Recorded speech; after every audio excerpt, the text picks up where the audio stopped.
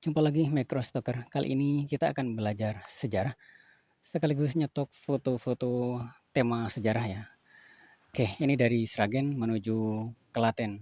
Jadi akan mengunjungi makam Ki Ageng Pandanaran atau Sunan Bayat ya.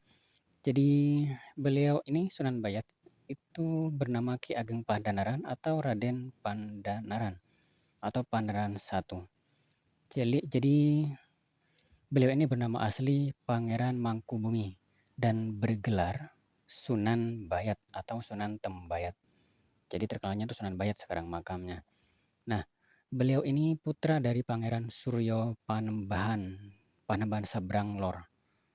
Pangeran Suryo Panembahan Sabrang Lor.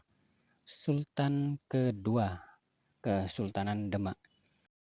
Jadi Sunan Bayat ini menjadi pendiri Semarang itu diangkat oleh Sultan Demak Bintara dengan mendapat restu dari Wali Songo pada saat itu.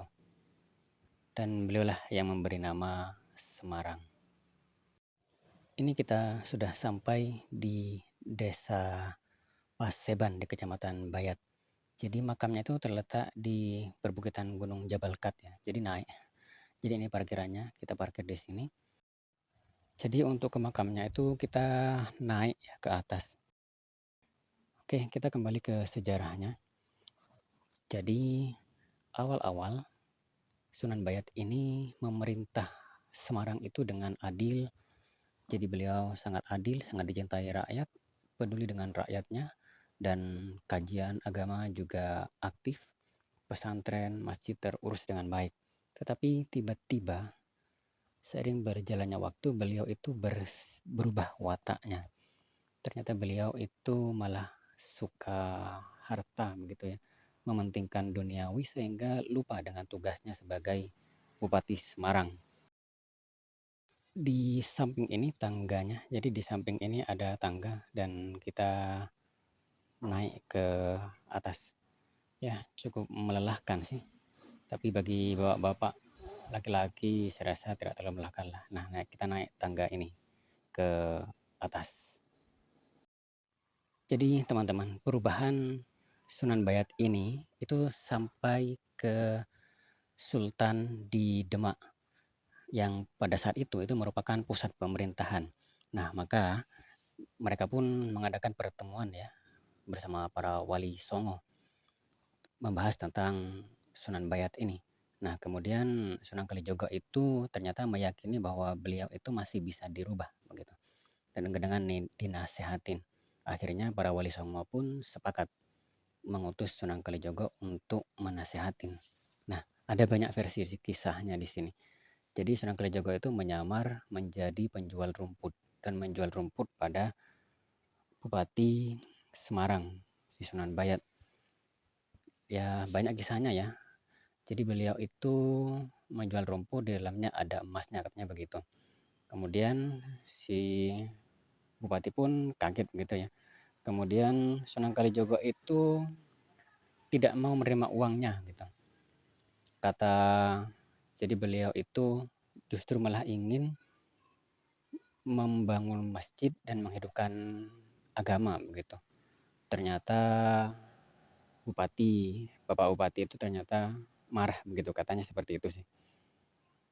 Ada versi lain juga yang mengatakan malah menyindir begitu. Ketika beliau menawarkan rumput dan bupati itu menanyakan harganya, beliau itu langsung mengatakan harga rumput ini seharga seluruh kekayaanmu begitu. Lalu Sunan Kalijogo pun pamer menunjukkan kesaktiannya dengan menggali tanah dengan cangkul dan tanah yang dicangkulnya itu menjadi emas. Maka Bapak Bupati pun terkejut gitu ya. Dan singkat cerita, akhirnya beliau mau berguru kepada Sunan Kalijogo. Nah, saat itulah Sunan Kalijogo itu meminta agar beliau berpindah ke Klaten, ke Bayat, dan meninggalkan semua hartanya. Dan itu dilakukan oleh Sunan Bayat. Nah, inilah cerita kenapa Sunan Bayat itu ada di Klaten ini. Dan di sini menyebarkan agama kepada warga di sini gitu ya. Untuk detail ceritanya teman-teman bisa baca atau video yang lainnya gitu ya. Nah, ini kita sudah masuk ke sini. Jadi seperti ini area makamnya. Jadi saya akan nyetok foto-foto di sini. Ya, foto-foto bangunannya ya, tidak terlalu banyak sebenarnya. Tapi gapuranya ini lumayan menarik menurut saya. Ya, jadi orang tuh biasanya datang ke sini membaca zikir-zikir atau doa-doa ya, gitu. Jadi pahalanya dihadiahkan untuk yang ada di makam. Ya, mungkin ini kontroversi ya. Perbedaan pendapat tuh biasa. Tapi kalau saya, karena mengunjungi ini itu kan belajar sejarah. Apalagi sejarahnya orang yang mengajarkan agama. Dan itu baik, belajar itu baik. Kemudian mendoakan itu juga baik. Ya, itu aktivitas kebaikan gitu. Nah, dengan kebaikan itu seperti dicontohkan oleh Ashabul Kahfi itu, kita bisa menjadikannya tawasul gitu. Kebaikan kita itu kita bertawasul dengan kebaikan kita agar doa kita terkabul. Ya, itu sih kalau saya. Oke. Jadi berikut saya akan tunjukkan hasil foto-fotonya di sini yang akan saya jual ke microstock. Siapa tahu laku begitu ya, tema sejarah.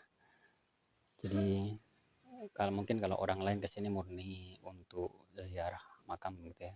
Ini makamnya sih. Tapi kalau saya sambil lalu cari cuan begitu. Ya mungkin dibilang kurang beradab ya. Tapi juga masalah. Menurut saya sih oke-oke saja sih. Kan tidak melakukan pelanggaran ya. Lagian juga saya menceritakan sejarah ini kan juga bermanfaat bagi orang. Oke,